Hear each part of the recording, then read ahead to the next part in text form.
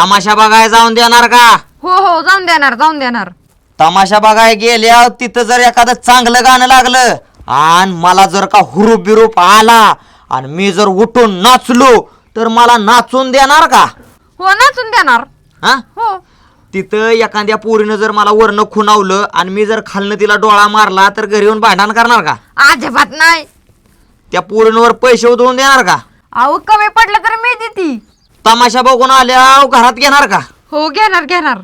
आणि तमाशा बघून आल्यावर रुसून बसणार का? अजिबात नाही. आणि जावायला तमाशा झालंय नाद आहे म्हणून सासरवाडीला सांगणार का? हो सांगणार. काय?